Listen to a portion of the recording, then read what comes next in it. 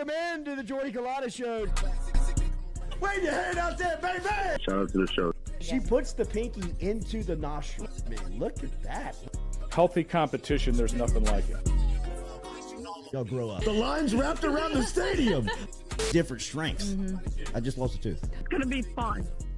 You know, we might have a story. I love what you're doing. Ogeron wants to take us fishing this afternoon. Sharif, you play for the bad boys of the SEC, man. We don't apologize to anybody. A lot of people are saying you're going to be wearing number 7. I don't really know. I want to. See, look crazy, Bill. Good feet on the old man. Definitely come back. I love. We'll be right back with the Jordy Culotta Show.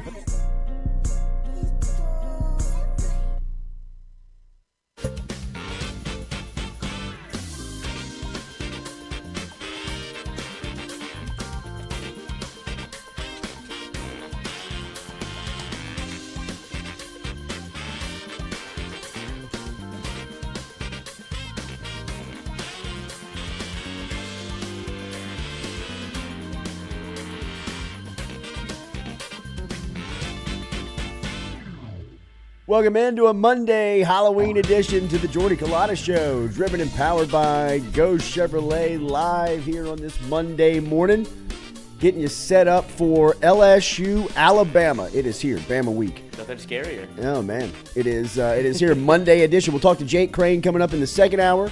Lloyd is here. The carpool queen will be here at some point. Medusa. I am a skeleton. What are you, Lloyd? I am. If you haven't Explain seen yourself. It, yes, I know. I feel like I'm catching eyes. It's not a pedophile.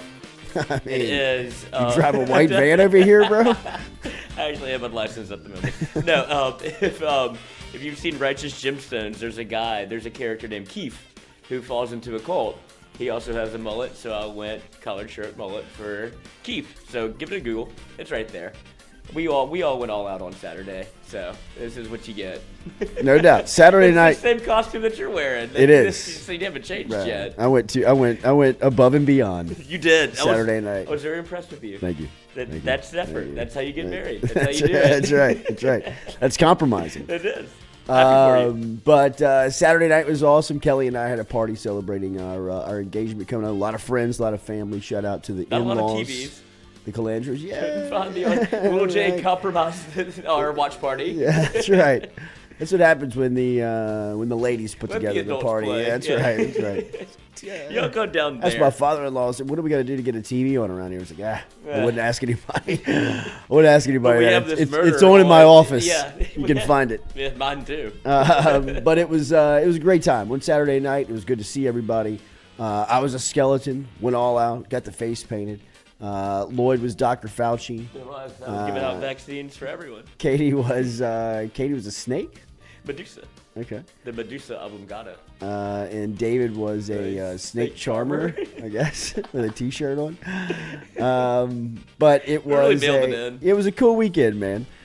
Remember, daily we are brought to you by our friends over at Go Chevrolet. Lee Carney was there. Great to see old Lee over the weekend. But remember, online GEAUX Chevrolet.com. Go Chevrolet. Halloween, one of our favorites, especially down here in South Louisiana. You can't go through a Halloween celebration without thinking about LSU football and Billy Cannon celebrating the run in '59 when Cannon got the Heisman Trophy.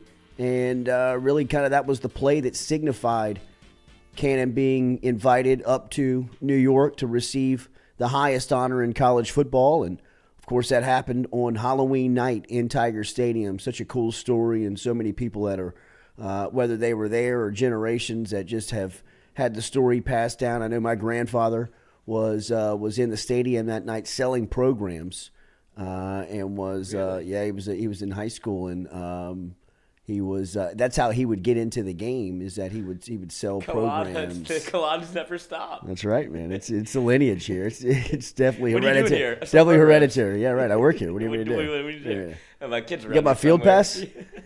But just a great story of him being there, and just such a great night, Halloween night, in Baton Rouge. The if you remember, obviously you remember the play. Your grandfather obviously remembers the play. But the last tackle he breaks, where he kind of kicks his foot up, and he catches a guy in the mouth. He knocked out his 2 front teeth. Oh wow! That guy goes on to teach in Alexandria at Bolton High, and that was the only story he ever told. Wow! He was like, my claim to fame is I was the last person to miss Billy Cannon's Heisman defining run on Halloween night. He's like, he kicked my teeth out. And wow. Like, that's still a story. There's still great stories on that, man. I don't know, Lloyd, maybe you can find the video that we can pull up and give some credit to, but there is a referee that is running down the sideline with Cannon. And there's actually a story that someone dressed up as a referee and snuck into the game. And if you look behind the sideline, it feels like a cousin. But if you look behind the sideline, you see like somebody running with Cannon, and it's unreal. I mean, it is amazing. Just some of like the backstories. I know J.C. Politz is he's the voice on the call, the legendary call of Cannon returning the punt on Halloween night. But that's the first thing I think of. When I think about Halloween, and obviously now when you have a kid, it turns into a lot of trick or treating around neighborhoods, and you get those type of nostalgia. Jeez, bro, good Lord. Let me try that candy first. But it's a great holiday, and it's also this year the opening week to LSU Alabama, and I can't tell you, it feels like it's been obviously since 2019. Since there has been a buildup and a feeling, like this week feels like it's going to have starting today. I know that we will be at Brian Kelly's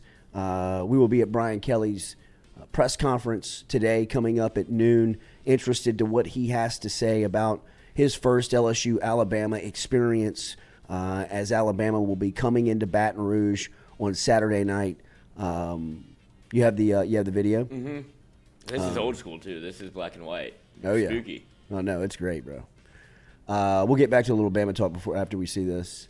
See? He's on the field. Yes. That's the real referee. And right, that's the real referee. Cousin. And then look. You see that guy? Look at this guy. I've never noticed that. That's unbelievable.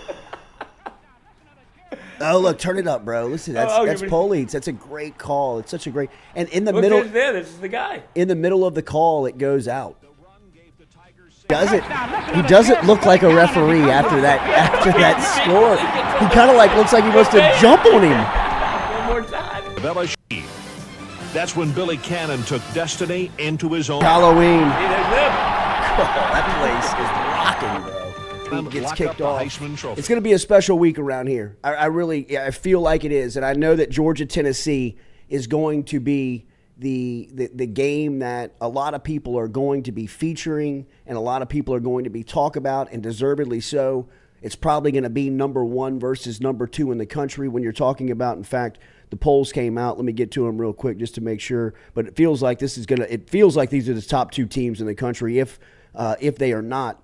The ranked teams that sit atop the poll, but the AP actually has Georgia and Ohio State number 1 and number 2, with Tennessee number 3, and that was the coaches poll, and the AP has Georgia, Tennessee 1 and 2. So it is going to be obviously a huge game as far as the build-up and the matchup of it with so much on the line. It kind of feels like a de facto play-in game, right? It almost feels like whoever wins this game is going to be representing the SEC East in the championship in the SEC title game, and even if they lose, they can get into the playoff, right? A lot like Georgia did last season. Right, where they ran the table, got to the SEC title game, Alabama beat them. They were still in. They get the rematch. They win the national championship. Feels like whoever wins this game on Saturday is also going to stamp their ticket for the playoff. Talking about Georgia, Tennessee. Early line on this game from Athens, Georgia minus 8.5. It's a pretty big number. Tennessee's taking the best offense in the country into Athens. Obviously, Georgia, from just name recognition, the way that they recruited, and that defense is one of the top units in the country on that side of the ball. It's going to be a fantastic matchup. I still believe the matchup, the night game in Tiger Stadium, obviously super biased, right? but the atmosphere and environment that will be building up to Saturday night is going to feel like here in Baton Rouge, like it is the biggest game in college football this weekend, because it just happens to be going up against a mega matchup in Tennessee, Georgia. It's going to be huge. It'll be awesome. It'll be a great lead-in to LSU, Alabama. But I feel like if you're in it, and we are in the nucleus of it here in Baton Rouge, it's going to be here all week. You'll feel the people start getting to town. TV, production trucks, people will start be pulling in midweek. I was telling Coach Matt McMahon when he was asking for a little bit of a primer last week when he was in here previewing his basketball season, which tips off here in a little over a week, that you'll start seeing it Thursday, man. You'll start seeing it on campus on Thursday with people rolling in, RVs pulling in. You'll start smelling the smells. You'll start seeing the sights. You'll start hearing the sounds. And come Friday, I mean, you know, if you're not a doctor saving lives, or if you're not out there with, you know, things that have to be done, ain't nobody working in this town on Friday because of the buildup of what Saturday is going to bring. I think the atmosphere, the environment is going to be enormous, and we will be able to live and feed and breathe off of that all week in the buildup to it. I think it's going to get here quick, and I think early read on it is, like we've been talking about the last couple of weeks with LSU, is I think they're going to get into a 4-quarter game, and I think they're going to have an opportunity to win this thing. I'm not telling you that they're going to win here on Monday of game week, but I feel like the LSU team, where they are right now, the type of preparation that they've put in, the coaching that they have now leading them, and of course the players that are executing on the field, I feel like they are going to be in a 4-quarter game with an opportunity to win. And that's all that you can ask for in a matchup like this. I think that they're going to be well prepared. I don't think that it's going to take gimmicks to beat Alabama, to try and trick and fool and get around Alabama. I think that LSU is going to line up and play Alabama with as well of a plan that they have had since Joe Burrow and Joe Brady were able to, you know, really get into a slugfest in 2019. Do you think that they learned anything, they being the LSU coaching staff, from what happened against Tennessee, where you feel like you're a little bit better? It felt like, from what you saw against Tennessee, LSU kind of overcoached themselves, where they felt like they couldn't compete and had to do some things to keep themselves relevant in the game. Do you think that they've learned from that, and Jane Daniels' kind of meteoric rise into what is now one of the premier quarterbacks in college football? Do you think that we will play this thing straight up? I think that Tennessee had to be a learning lesson for this staff.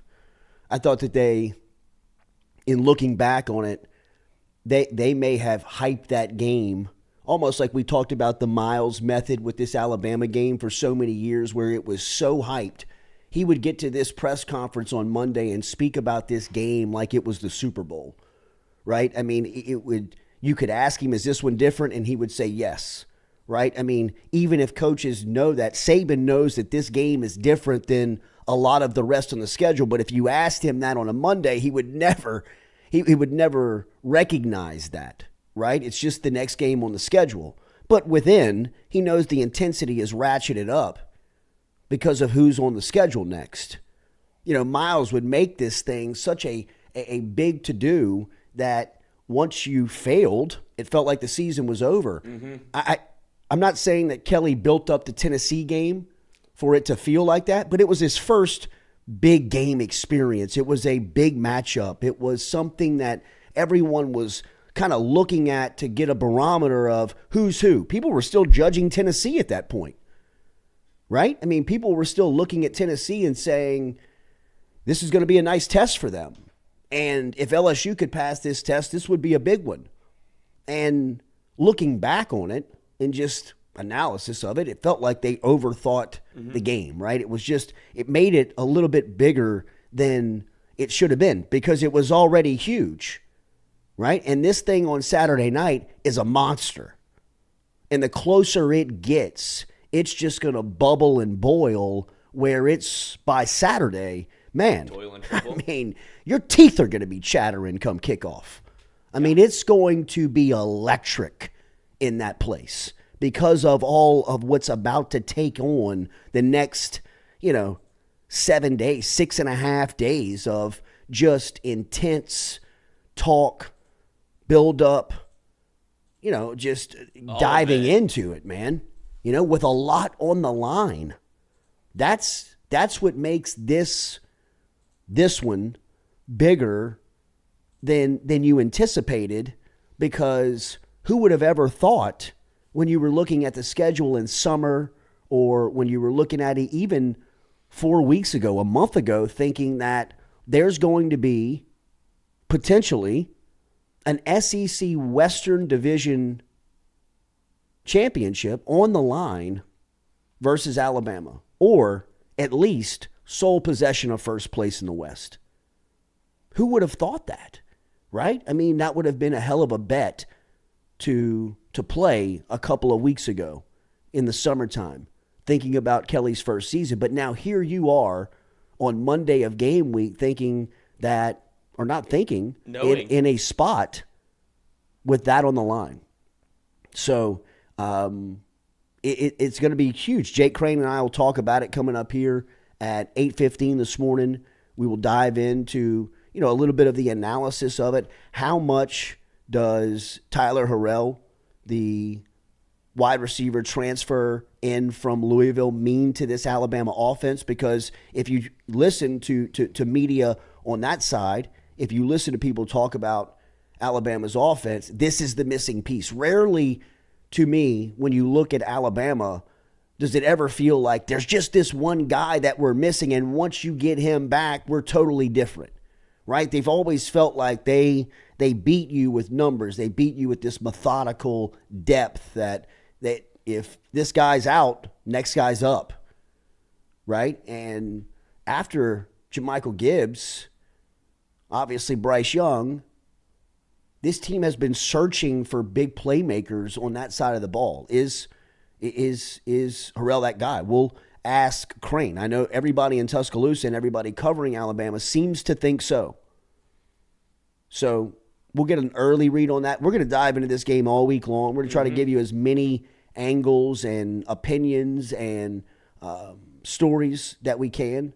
I think this is going to be a great week for everybody here locally, in the sense of building up to a huge environment, a big game atmosphere that it feels like for the first time in a long time in this game, LSU is starving, right? Like LSU is hungry.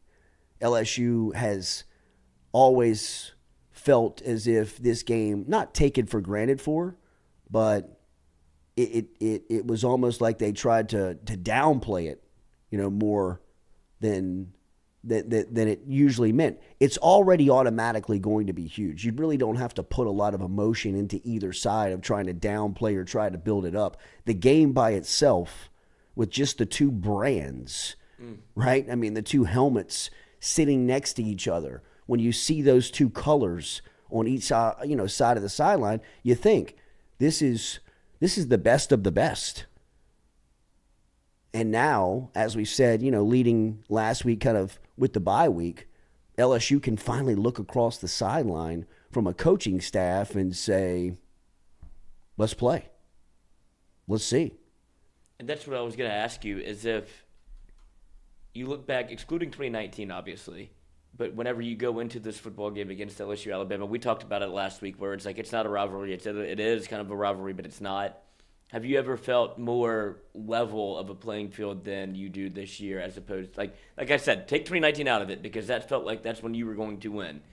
But at that year, out of it, did you ever think that LSU, man for man, that I will give us, like LSU would have had a chance talent-wise? But this is the first time on the coaching staff side where you're like, Never. It's actually going to be okay. Never. No, I mean, I never have. We were talking about it last week. I mean, how many times have you gotten to this game and seen LSU, and just over the history of it, try to do things that would, be smoke and mirror?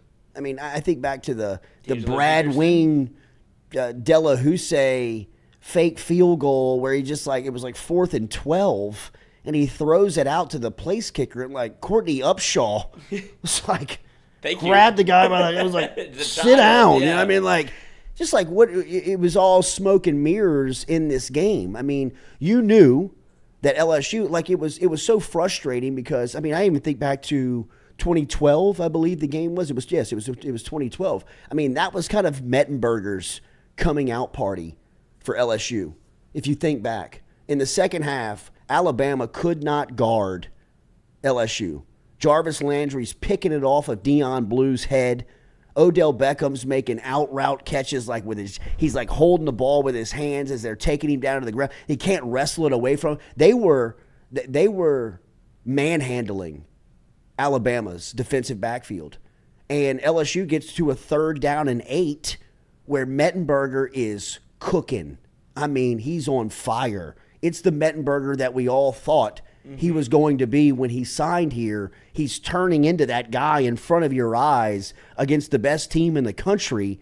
And on 3rd down and 8, Miles takes the ball out of his hand, puts it into the stomach of Jeremy Hill. He tries to get him the yardage, you know what I mean? But, I mean, it was tough blocking. He gets 3 or 4 yards. They turn the ball over on down. They kick it away. Next thing you know, the screen happens.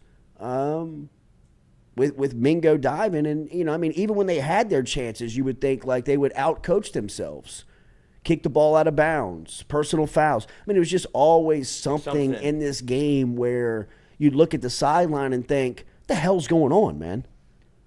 You know what I mean? You got your guys out here busting their nuts out here for you. I mean, just my bad. I mean, just leaving it all on the line. Just leaving it all on the line. Go. And you're going to get in the way.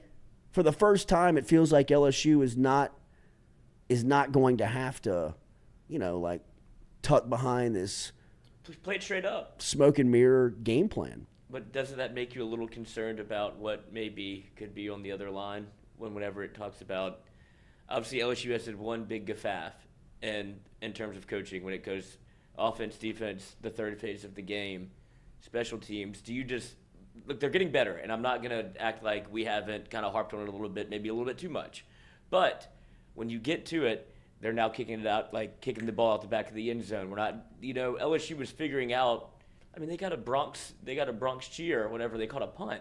This game in Tiger Stadium, it's going to come down to those little things because you even saw it in 2019. One play can turn this game. You have to play perfectly. You have to play perfect to beat Alabama, and LSU is lacking in one area. But how do you avoid almost, is there a scenario where you could just take that part out of the game where you just kick it out the back of the end zone every time, fair catch every kick? Let's eliminate some of the mistakes that have cost LSU games so far or put you in a position to lose as opposed to win. So why not just say, hey, that's a wash? This is the game that we've all talked about that, the margin of error is so fine because of, evenly matched on the field. It feels like the coaching staffs are now playing on a similar surface where they can, yes, sir. All right, bro. All right. Nice. He's a hot dog. Nice. Hot dog. I thought you were going to be coach. Coach Dog. This is way better. Yeah, right. Stewie for the win.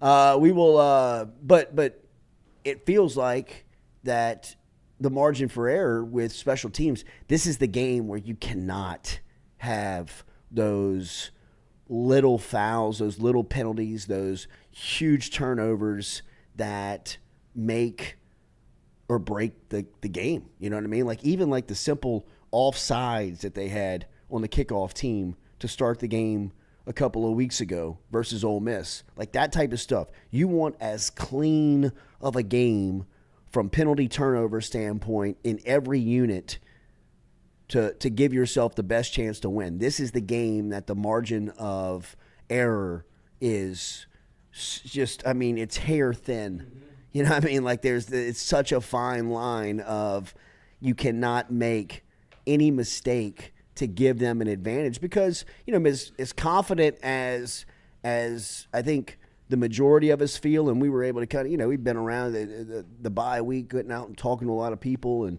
you know, being at the football field yesterday and going and grabbing a bite to eat after the game yesterday with a bunch of people. I mean, this is all anybody is talking about, right, is the buildup of the LSU-Alabama game. And I would say that, you know, for the most part, the people that I have spoke with feel pretty confident. I feel confident.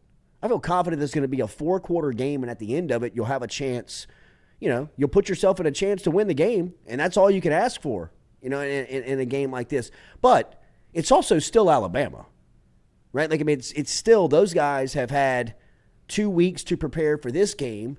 They've been able to look at Jaden Daniels, as interested as I am to see what Matt House and the defensive staff have cooked up for Bryce Young, you know, the Heisman Trophy winner, the reigning Heisman Trophy winner. I'm just as anxious to see what Saban, Pete Golden, and crew have cooked up for a hot Jaden Daniels right now. You know, playing as good as any. I mean, I was watching Penn State, Ohio State on Saturday. They spent 3 minutes talking about Jaden Daniels and LSU in the first quarter of that game, where there was a lot of people, you know, tuned in to that Ohio State Penn State game because it felt, you know, it was close for the first 3 quarters of it, and then Ohio State was able to run away. But when McElroy and crew were talking about Jaden Daniels, you could hear the respect that they have nationally around the college football world right now. I mean, people are looking down at Brian Kelly and LSU being like, whoa, this is a little earlier than we thought LSU was going to be able to get it together. And it's because the quarterback position is figuring it out really quick. I mean, the strides that he has made over the last 2 weeks is what gives, I think, all of us, the majority of us, the confidence that I feel people talking about going into the game. It's because of the offense. I am secure that Matt House has got something schemed for Bryce Young. I do. And Alabama doesn't scare me, at least right now. I mean, unless this guy, you know, Tyler Harrell is, I mean, Randy Moss, who he sounds like. I mean, the buildup of this guy. Yeah, I mean, but that's how everybody talks about him. I mean, yeah, it could be. But, I mean, he was at Louisville last year. You know what I mean? I mean, it was run kicks back. So, I mean, the outside really doesn't scare, intimidate me from LSU standpoint. I mean, I think LSU, you know, it's going to be a good matchup. You know what I mean? But one side doesn't feel overwhelmingly having the advantage. So I believe House has got something for Alabama's offense. I'm not saying that he's going to shut them down, but I believe he'll be able to confuse them for a little bit. Right? I'm also confident that LSU's offense, now over the last, you know, 2 of the 3 weeks, throw out the bye week, but I mean, the last 2 games, Florida and Ole Miss, are riding this incredible confidence into this week. Now, nothing can kill confidence faster than, you know, a plan to get punched in the mouth and not know how to respond to that. And I believe that that's the next step that LSU will have to take. Everything has looked very easy over the last 2 games after feeling very clunky the first 6. Now you'll be able to hopefully face a little bit of adversity because they're going to get punched on Saturday, right? I mean, they're going to get knocked back. They're going to get, knocked off balance a little bit. How do they respond? Are they able to kind of pick back up and keep that confidence moving against a really good opponent? Will be that next step that you look at an LSU team that's kind of budding and growing into a contender. We got an LSU Gold account. It's fantastic, by the way.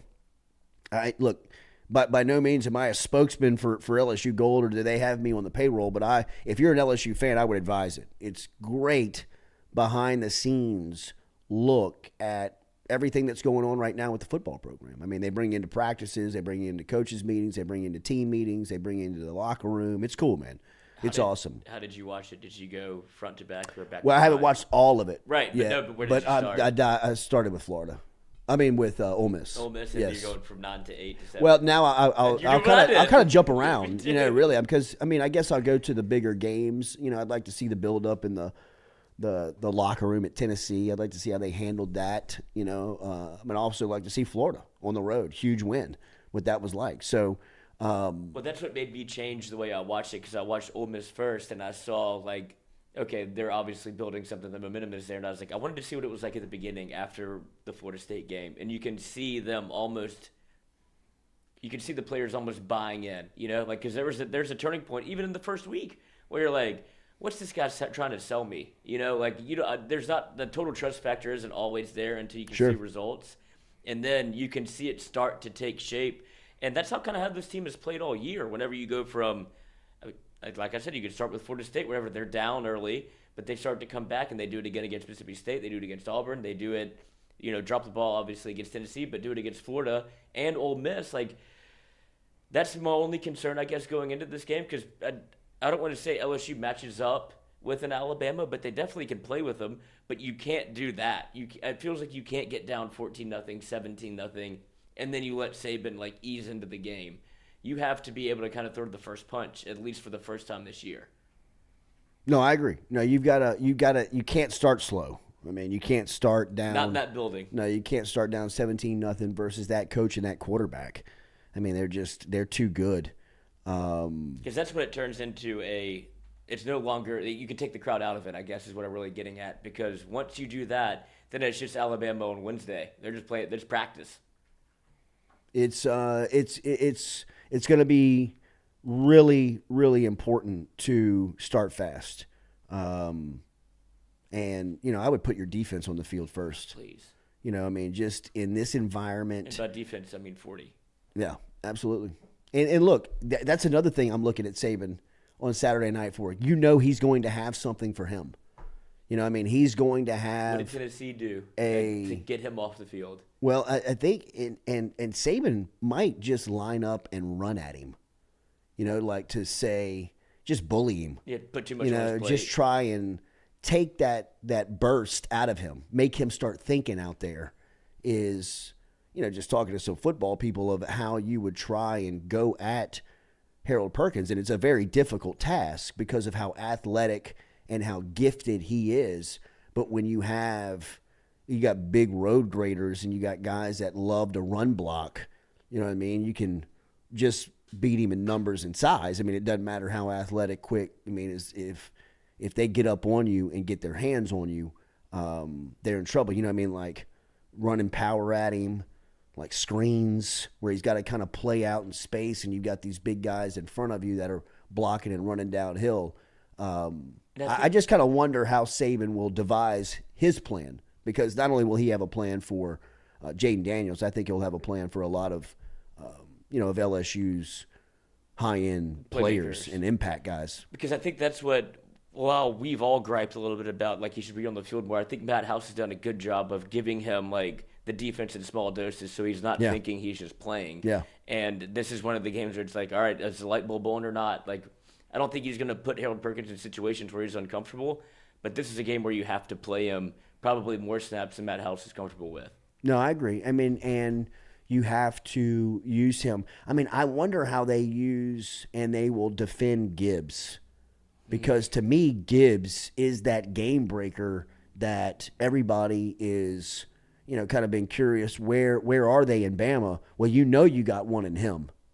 He's been as consistent of a player as they've had all season. Bryce Young's missed some time with injury. Obviously, when he's in there, he's the guy. But Gibbs has been the dude consistently for Bama the entire year. They feel like very comparable athletes.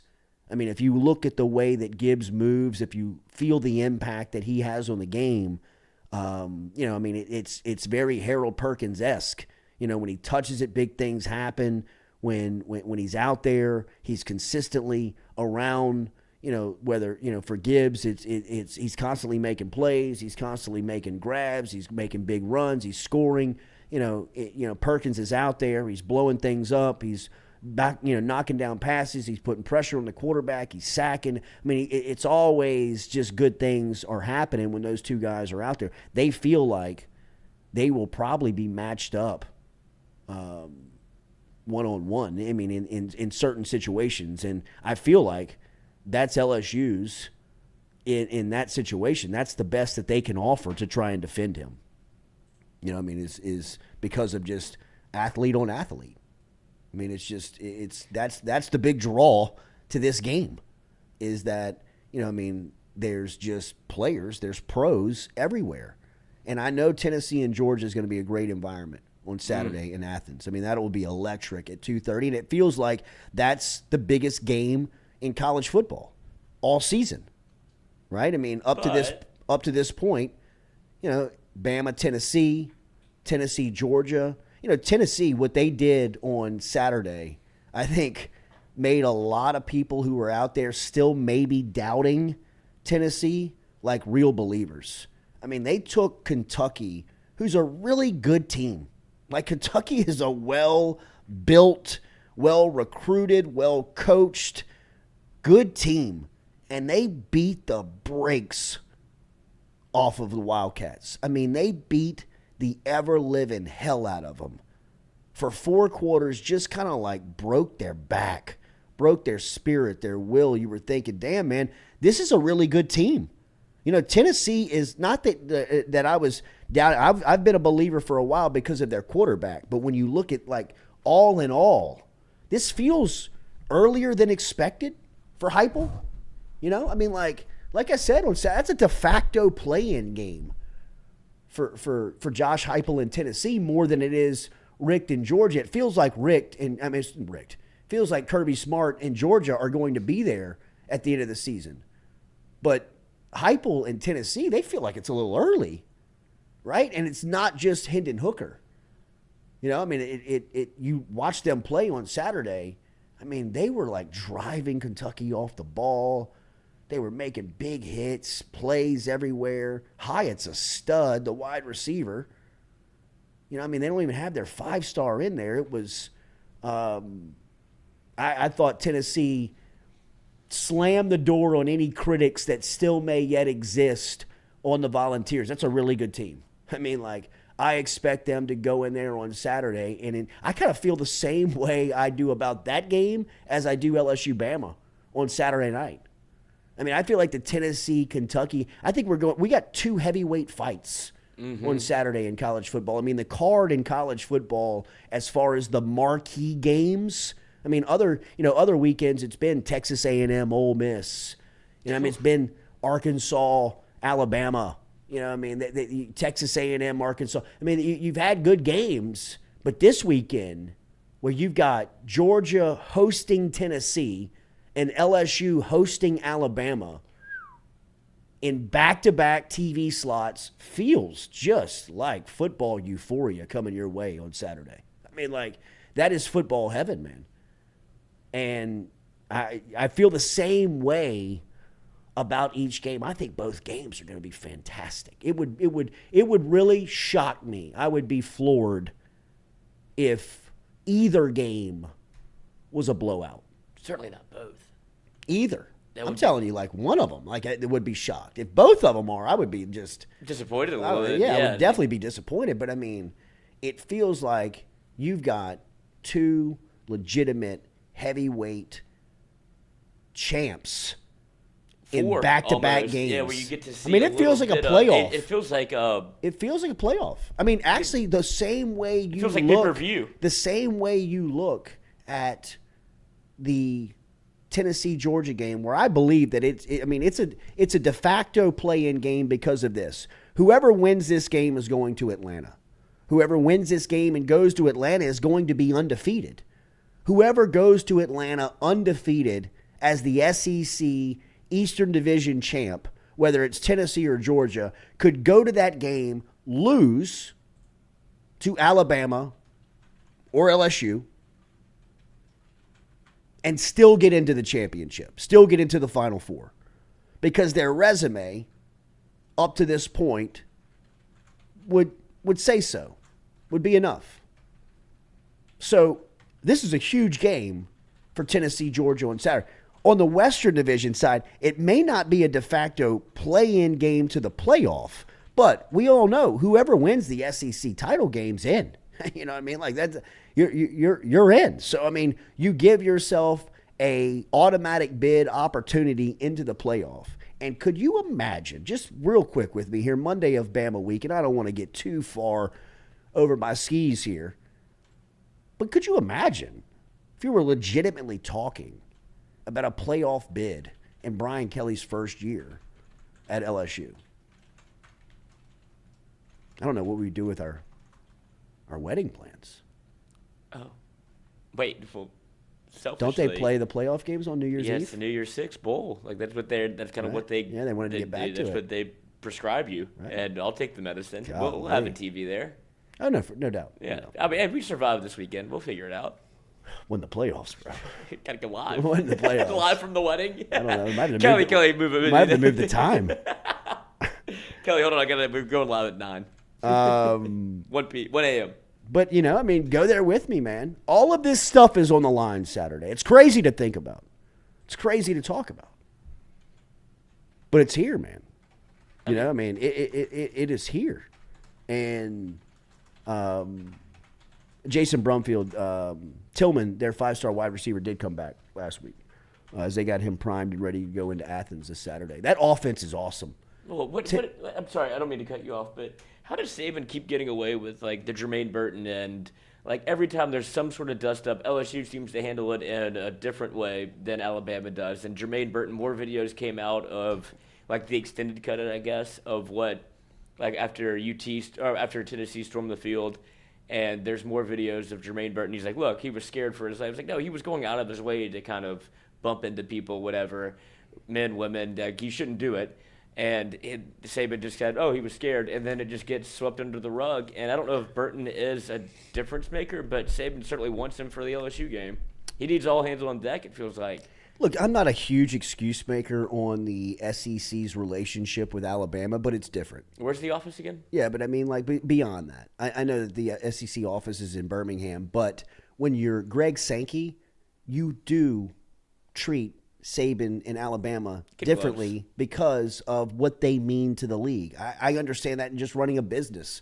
Whoever your best client is, whoever your best employee is, whoever your best at whatever is, you treat them a little differently.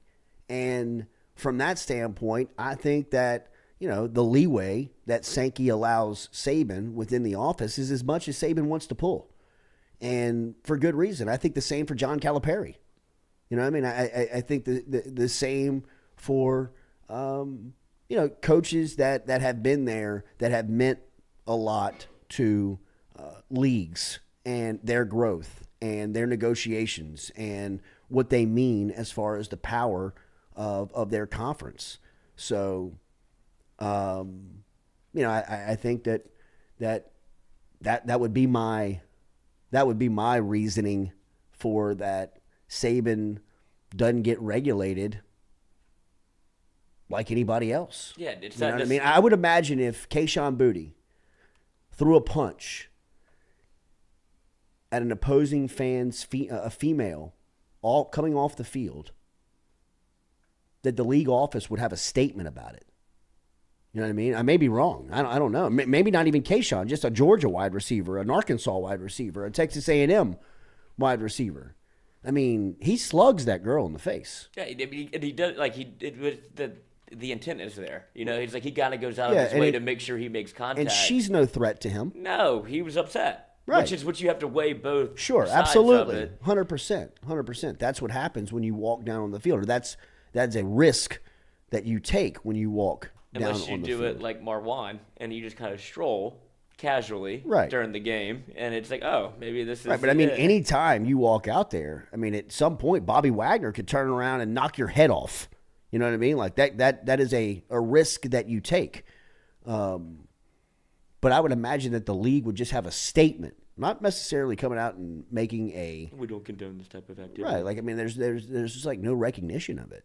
That's the Saban. And that's fine. And look, man, I do not believe that Jermaine Burton makes a huge difference for Alabama. Yeah, that's what I'm saying. That's why it's not even comparable to Kayshawn, because you're like, oh, I can see obviously the draw for LSU. It's like the Devin White hit before the Alabama game. Yeah. What was that, 2018? Whenever he Yeah. Whenever he gets like there, this is obviously when targeting came into effect. Like it was under a magnifying glass essentially, and everybody remembers the Devin White hit, and it's like, oh, he's going to come out, in the second half, and LSU just has to hold until Devin White can come back in. But it got to the point where it doesn't matter that he's playing at all because he was suspended for the first half against Alabama. Burton is kind of in that same vein where it's, oh, well, actually it's the opposite. They're not going to do anything. Yeah, it's weird. But, I mean, you dive into it. I mean, it's not surprising. That's what it is. Bayou Carlin Oyster Company always brings you our first hour on a Monday morning here, grilled oyster kits. Shucked and butter oyster kits delivered to your door. They do the shucking, you do the grilling. So if you're heading out to Tiger Stadium this weekend and you're tailgating and getting ready and you got some people coming in for the big game, whether it's from Alabama or from around the country, and you want to show them the taste of South Louisiana, get some Bayou Carlin oysters for your tailgate. Easy to do. All you got to do is log online.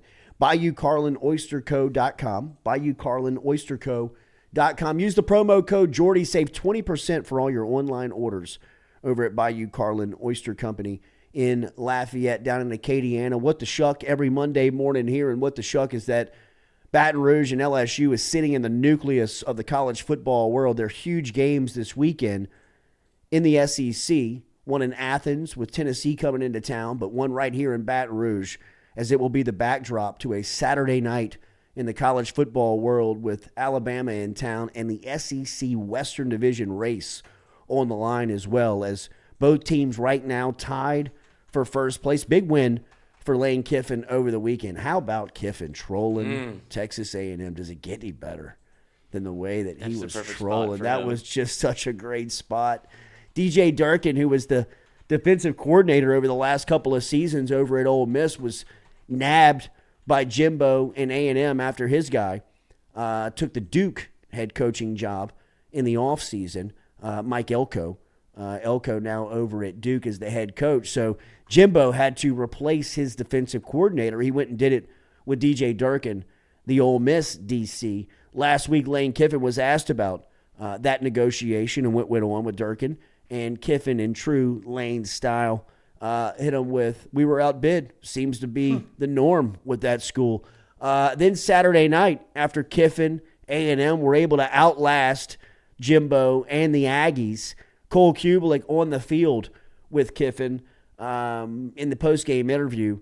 Kiffin just digging, says, man, I was really impressed with the way that we were able to run the ball against all those 5 stars that they were able to get in the offseason. And then on the way out, Kubelik asked Kiffin, what are you going to be for Halloween? And he says on the way out that I'm sure Jimbo has a Joker costume that I can wear. I mean, it was just epic trolling fashion on the Aggies' home field over in College Station. And things are bad at Texas A&M. You can feel it. I mean, we put out little tweets from College Station, some of the weird things they do. They did this, like, fire pumpkin walk aggressive from College Station that was just really, really strange.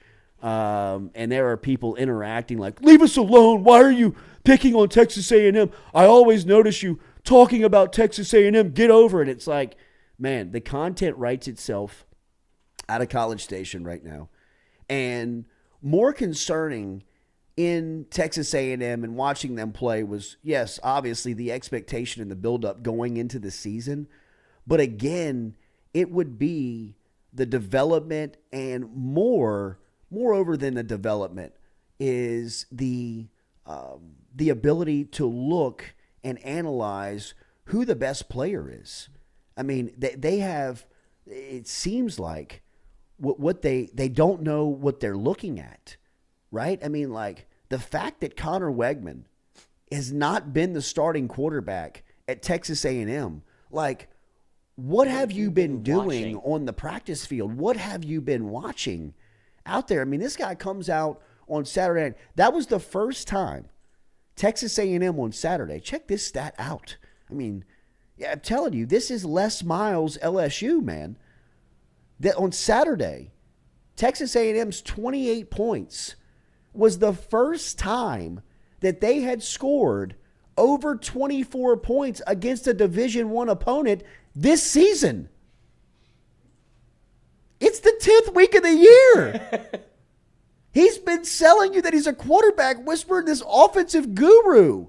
You can't even go to practice with these guys 6 days a week for a month and a half leading into the season, have all the reps in the year, have a bye week before South Carolina, and not start this kid? I mean, the trash that you've been rolling out there. I mean, look, man, I'm not here to dump on Hayes King, but I mean, like, you had to sit and watch that play for weeks knowing that this guy was sitting on the bench? I mean, like, if I'm A&M, and look, the frustrating and the part about it for me watching is that I've been there. I know what it's like to be like, what are they doing? What are they looking at? How in the hell are they not playing X, whoever it may be? I mean, the list is long. But if I'm an A&M fan, I'm like, yo, Jimbo, man, what? This is what Connor Wegman looks like? This is what we paid for. I mean, that's his first start. And they couldn't score more than 24 points all year against anybody. It's like, man, what's going on? I mean, what are you looking at? I get struggling in football, man. I get down time. Sometimes, it just doesn't work out. Ball doesn't bounce your way. Things don't. But, I mean, you got to give yourself the best chance to win, right? I mean, like, we got to put ourselves in a situation where at least we got a shot. And this guy's been sitting on the bench. I mean, what are you doing? What are you looking at? The feds are here. No, the cops. The FBI is here. And Straight out of the highest tax bracket in the country. Did you catch anybody yet? We will be back with more of the Jordy Culotta Show, driven and powered Smells by awful strange in here. Ghost Chevrolet. You about stepping out the vehicle? Absolutely, I do. Remember, RMB Builders, Rhett Bourgeois and the crew, rmb-builders.com. Get in touch with Rhett if you need anything done around the home. They can also custom build you a home from scratch. They've got so many testimonials that you can learn about online at rmb-builders.com. I recommend going to their Instagram. They got great social media over there on their Instagram. rmb-builders.com, Rhett Bourgeois and the crew. rmb-builders.com. Hour 2 next.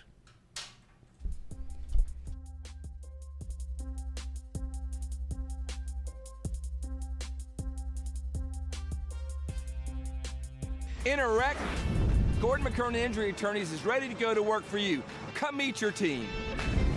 I'm your intake specialist. I coordinate your case and connect you with your attorney and paralegal. That's us, your legal team. Thanks. And we'll fight to get you every dollar you deserve. I'm your settlements and disbursement manager, and I'm here to get you paid on time. I'm attorney Gordon McKernan. Put our team to work today. Just call us. Get it done. We're sitting in the dugout. So funny you say that. And Pelfrey is not pitching today, but he had he's in full uni, he's turfs, and he's standing up on the fence, whatever, just like this, watching the game.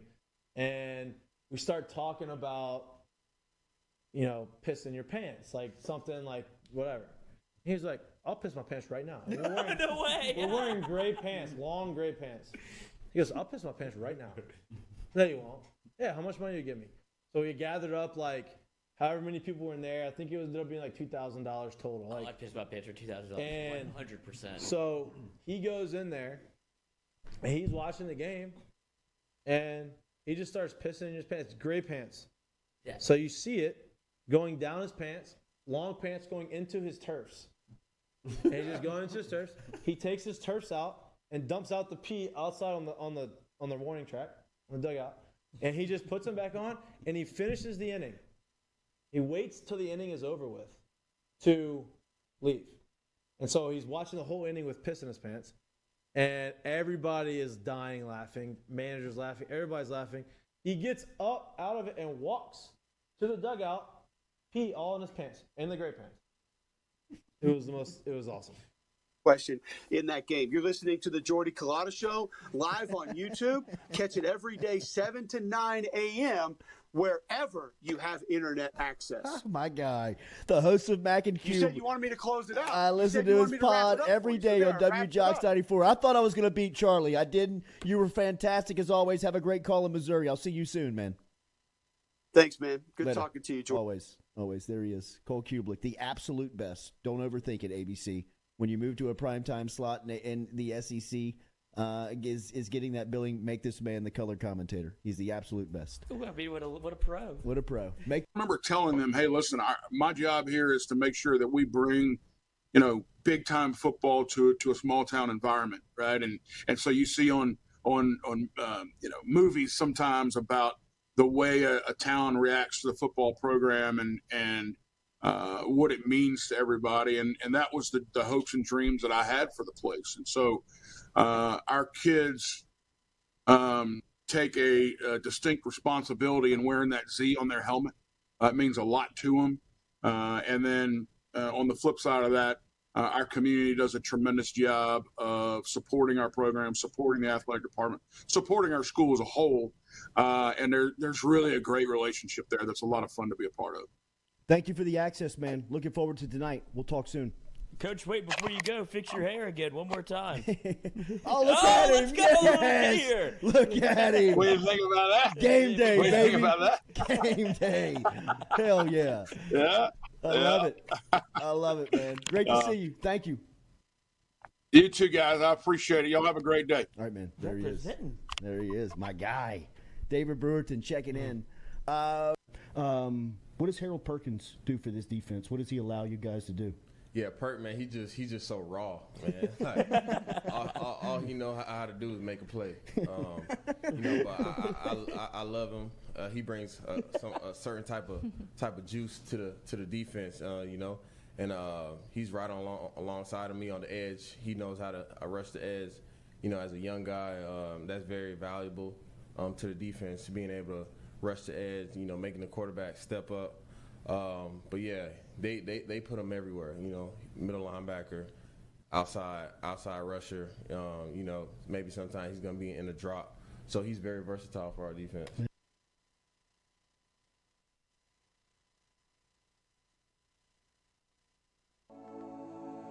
Looking to book a dumpster but no idea how? We've made it quick and easy for you. Check out our website at moralesrolloffs.com. Let Morales Roll-Offs know your desired delivery date, and finally, provide your contact details. To make payment, look out for an email invoice with all your booking details. On delivery day, our driver will notify you through text and email that your dumpster is ready and on the way. Now you know how easy and convenient it is. Call Morales Roll-Offs at 225-427-0000 for your dumpster. Hey Baton Rouge, when traveling through Natchez, Mississippi, whether you need to fill up your vehicle or your belly, stop by Go-Mart and On The Go Deli. Go-Mart has clean restrooms, community coffee, an awesome beer cave, and a great selection of anything you might need on your trip. So stop by Go-Mart at 4 Sergeant Prentice Drive as you're entering Natchez on the left, and visit Tom and Wright Granning and their awesome team at Go-Mart. Don't let the name fool you. Men's Total Health has offerings for the ladies, too. Guys, is your wife or partner suffering from urinary incontinence, low sexual desire, or pain during sex? Then the O-Shot might be for her. Don't let it scare you. It's totally natural. It's PRP. And Mike Roach and the crew at Men's Total Health will make you as comfortable as you can be. Contact me for more information, Katie at jordyculotta.show.com, and I'm happy to tell you everything that Men's Total Health has to offer for the ladies.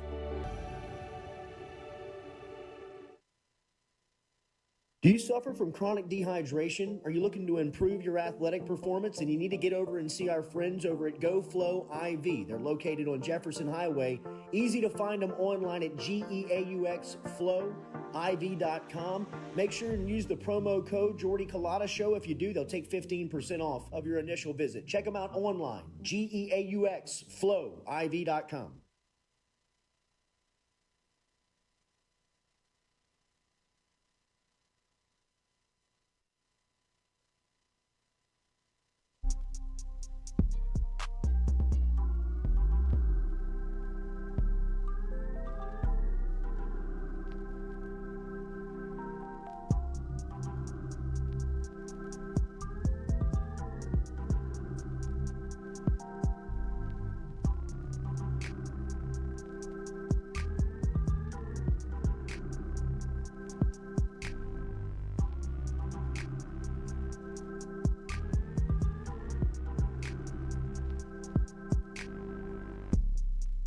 You got it.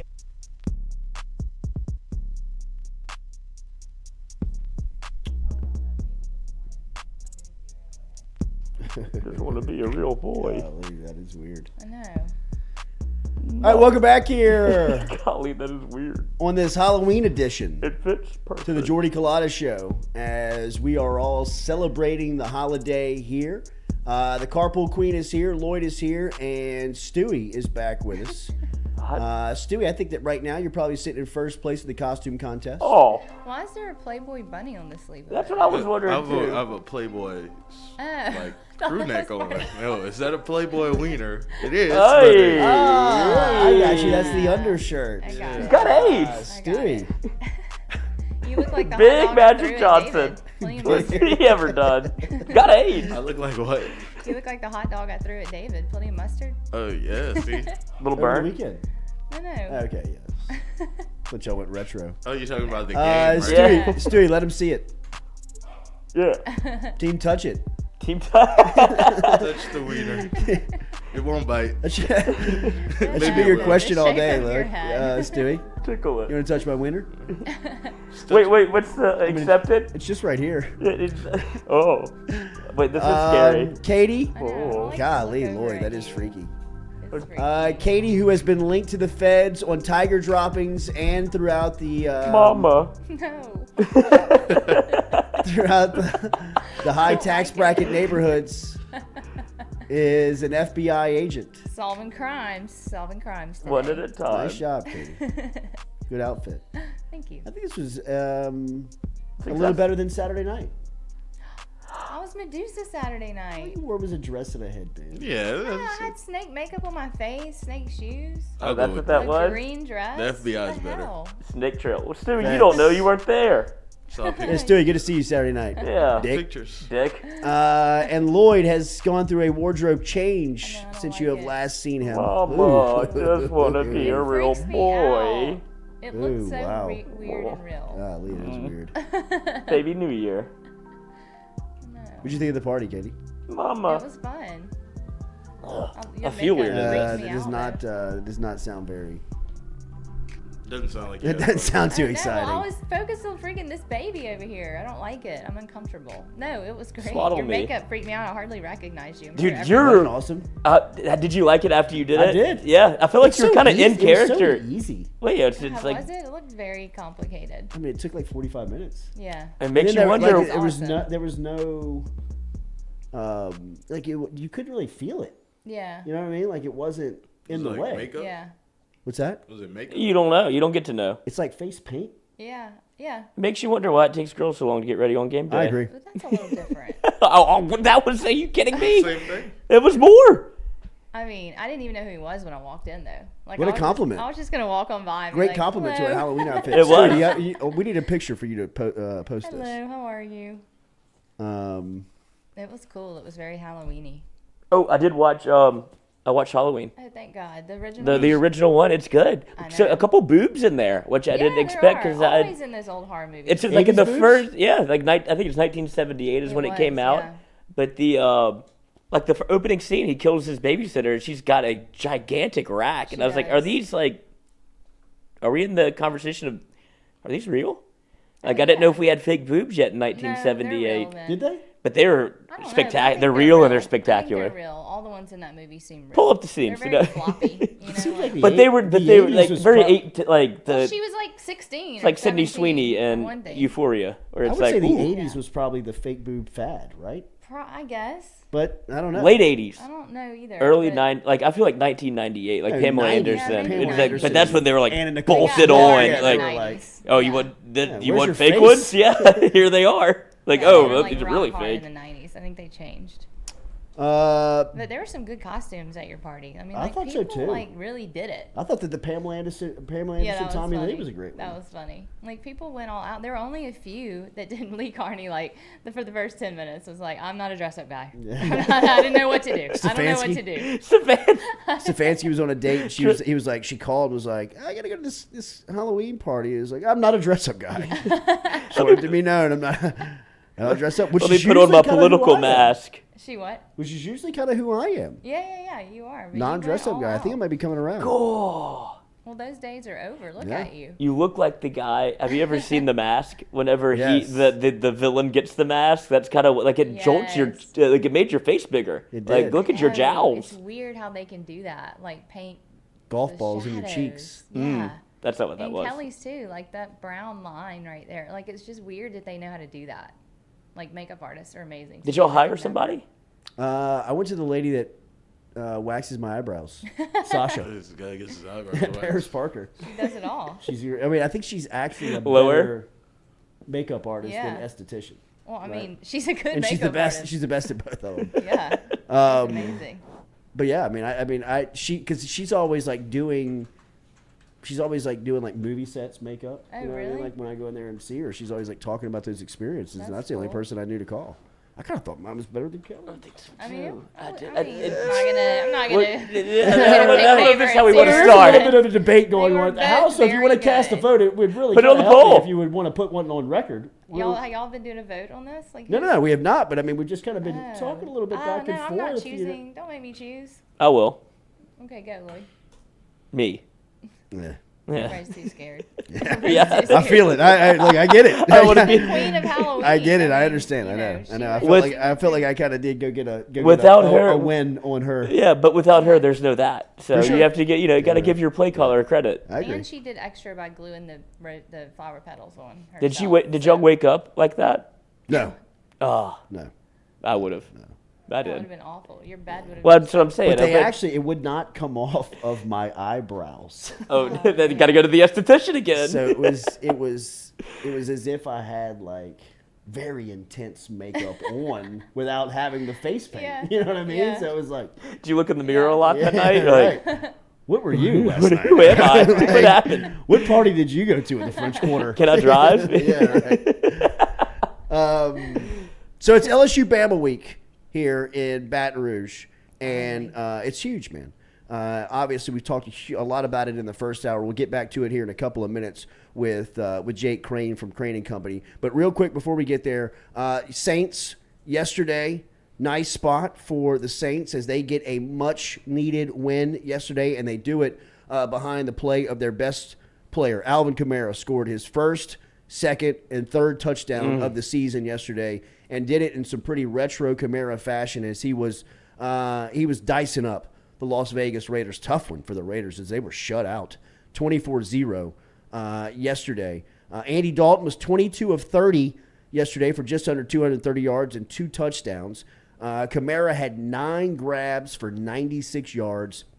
He looked great in the open field running the football. There were some chats before the game that Buffalo had called to gauge the interest of the Saints in trading trading for Alvin Kamara. If you saw Christian McCaffrey yesterday, who was dealt to the 49ers from the Carolina Panthers, he had 3 scores versus the Los Angeles Rams for the 49ers. So some of these contenders are starting to make some trades and some moves on trying to solidify their second half of the season and postseason run with guys like McCaffrey, and people are gauging the interest of Kamara. But I think the Saints were pretty steadfast in shutting that down pretty quickly.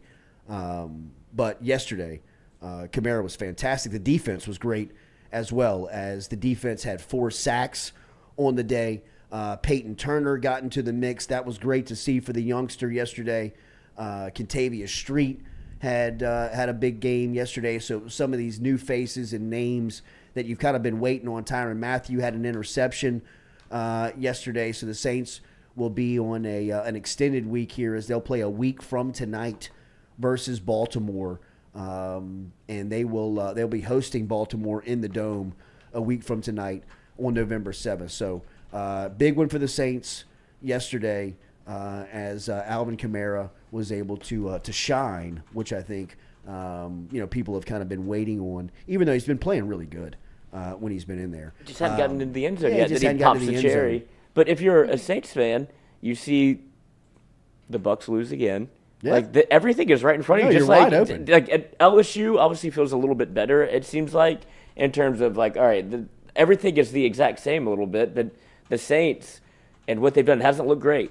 But everything that you want is still right in front of you, and you can talk about trade Alvin Kamara, 3 touchdowns. Like DA, hasn't looked great. Like Andy Dalton is your starter now. You still see Jameis freestyling on the sidelines, which was awesome to start the game. Like he still is somehow like he's still locked in. He's still invoked himself as like a team leader whenever he doesn't play. But that's seems like a perfect role for Jameis because he's still ready.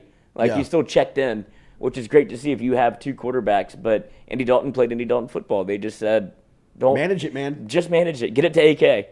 Let's see what happens." And then on the West Coast, a weird tip-off time for the Pellies, as even on West Coast time, they tipped off at noon yesterday and got off to a very slow start. They were down 18 in the first quarter, but the big fella was back. Zion was in there and was really moving around well. They will probably get back Herb Jones and Dyson Daniels for the Los Angeles Lakers game tonight as they're on a West Coast swing. But Zion back in action. Pelicans pick up a win versus the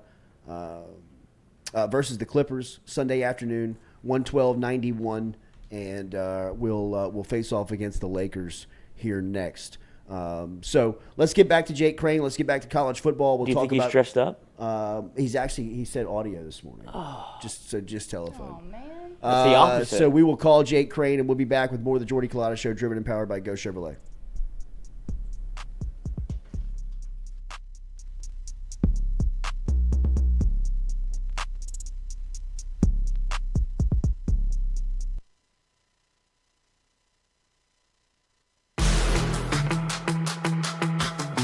Donaldsonville Glass and Body, the trusted name in frame, body, and automotive paint repair since 1977. They have served their customers for over 45 years. You can find them online at dgbauto.com or stop in and see them Railroad Avenue and Division Street out in Donaldsonville, Louisiana. Look, they can help you with your insurance claims. They can make the repair process as stress-free as possible. I'm speaking from experience here. I've got numerous windshields, body repair, all done by Kenny and the crew over at Donaldsonville Glass and Body. They are, without question, the most well-equipped shop in the area. Stop in and see them today.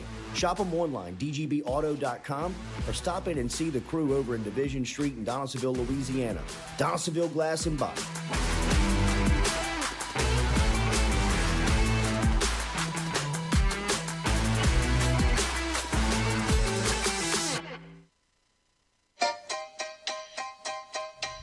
Hey fellas, it's Jordy Culotta for my friends over at Men's Total Health. Guys, do you suffer from fatigue, decreased libido, erectile dysfunction, weight gain or loss of muscle mass, signs of depression, anxiety, hair loss, mental fog, general loss of interest? Then you might be suffering from low testosterone. Go see my friend Mike Roach and his great team over at Men's Total Health over in Metairie at menstotalhealth.net online. And stop in and see how they can change your life today. A simple shot and some knowledge from Mike Roach can get you back up, moving with your energy, get your sex drive back, build your muscle mass, make you feel young again. All online, menstotalhealth.net.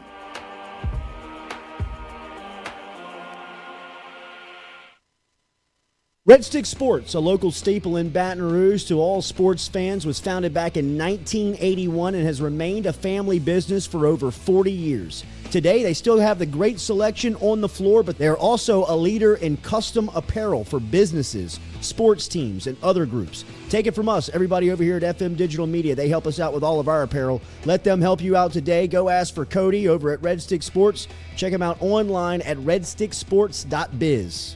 I was embarrassed about my smile. Are you unhappy at yours? Do you not smile back at yourself? I called my friend, Dr. Spillers, over at Johnson & Spillers. He fixed my smile, and now everywhere I go, people are complimenting it after the work that Dr. Spillers and the staff did to my mouth. They can do it to yours. Get in touch with them. JohnsonSpillers.com. 2 locations, one in Gonzales, one in Baton Rouge. Easy to find them, JohnsonSpillers.com.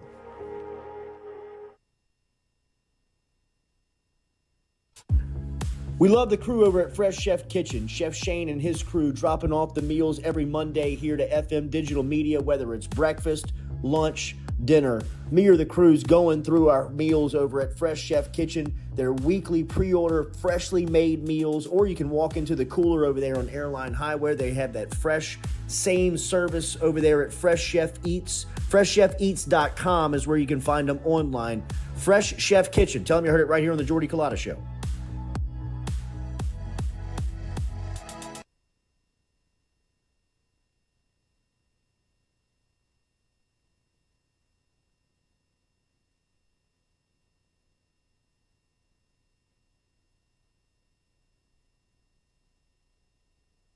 Southern Eye Centers, located at 6859 Jefferson Highway right here in Baton Rouge, has been serving your eyes for over 40 years in the Capital Region. They offer friendly service in a helpful environment with the highest level of personal care to manage your eye health and vision needs. If you want more information, log online to southerneyecenters.com. That is southerneyecenters.com. Stop in and check out their beautiful office located on Jefferson Highway right here in the capital city. And remember, each time you walk in there and you mention the Jordy Culotta Show, Dr. Ann Shaw and Southern Eye Centers will take 25% off of their fantastic selection of sunglasses. All you got to do is mention the Jordy Culotta Show. Check them out, southerneyecenters.com, and located at 6859 Jefferson Highway.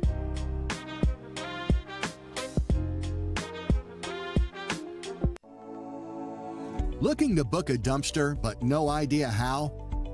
We've made it quick and easy for you. Check out our website at moralesrolloffs.com. Let Morales Roll-Offs know your desired delivery date, and finally, provide your contact details. To make payment, look out for an email invoice with all your booking details. On delivery day, our driver will notify you through text and email that your dumpster is ready and on the way. Now you know how easy and convenient it is. Call Morales Roll-Offs at 225-427-0000 for your dumpster. We're all from different places and backgrounds. We've each experienced our own versions of life, but in the end, we're all on the same team. I'm part of that team, along with these players in purple and gold. Kayshawn Buddha, Malik Neighbors, Miles Frazier, Kyron Lacy, Greg Brooks. Whether on the field or in the courtroom, your team matters. So join our team, make a difference. Bet. Let's get it done. Hey Baton Rouge, when traveling through Natchez, Mississippi, whether you need to fill up your vehicle or your belly, stop by Go-Mart and On The Go Deli. Go-Mart has clean restrooms, community coffee, an awesome beer cave, and a great selection of anything you might need on your trip. So stop by Go-Mart at 4 Sergeant Prentice Drive as you're entering Natchez on the left, and visit Tom and Wright Granning and their awesome team at Go-Mart.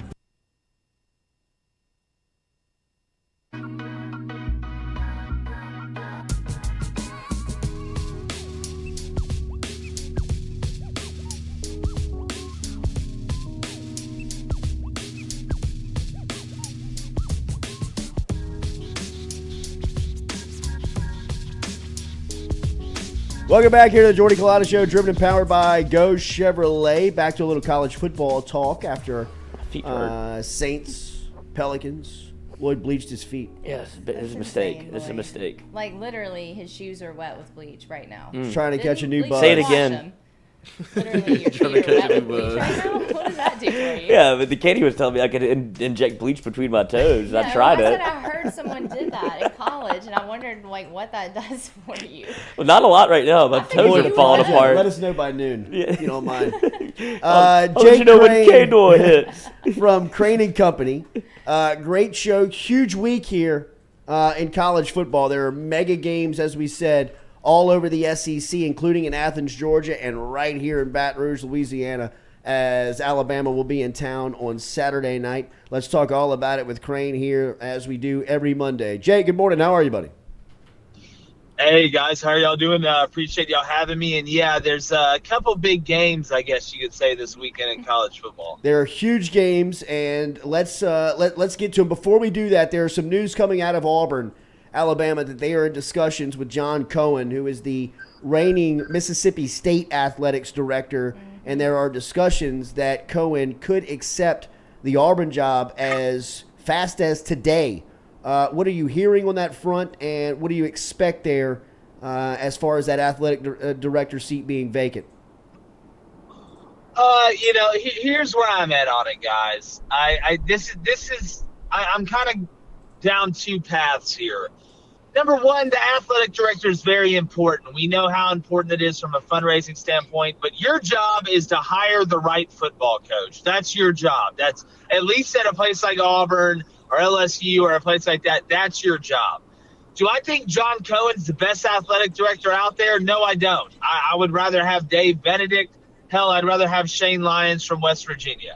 But It's going to come down to who you hire to be the football coach. It's that simple. The problem with John Cohen is there's no way in hell Auburn is getting Hugh Freeze if John Cohen is the athletic director just because of how it went down in the state of Mississippi with Hugh Freeze. So if that happens, there's no Hugh Freeze. So I'm already pissed. But at this point, the old guard, if they want to do it their way, then I think it may be the best thing that can happen to Auburn. And here's why.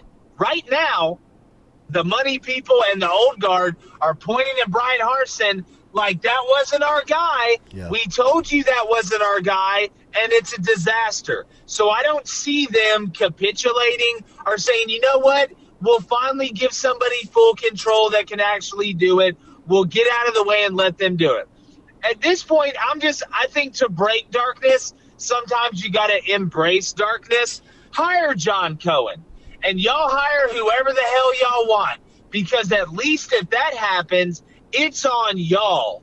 The ball's in y'all's court. So if it goes really good, then great. It goes good. You made the right hire. Everything works out. If it goes bad, this one's on y'all. So that means it has to be rock bottom for Auburn.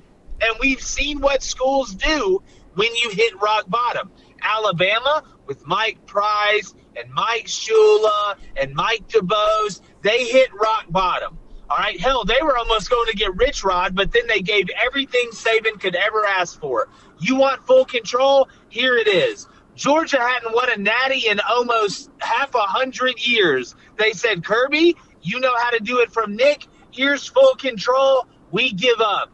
A&M hadn't won one since before the British got trapped at Dunkirk. They said, you know what, Jimbo? Here's everything.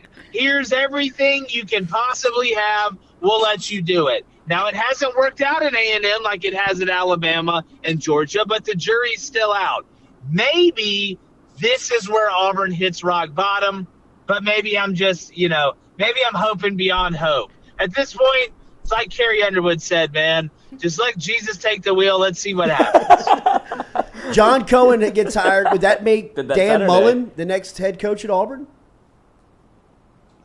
Please God, no. Yeah. Look, who knows what's really going to happen? But if they hire Dan Mullen, who's like that stepdad that's like, tries to come in and be cool with the 13-year-olds, and he just ends up looking like a dumbass.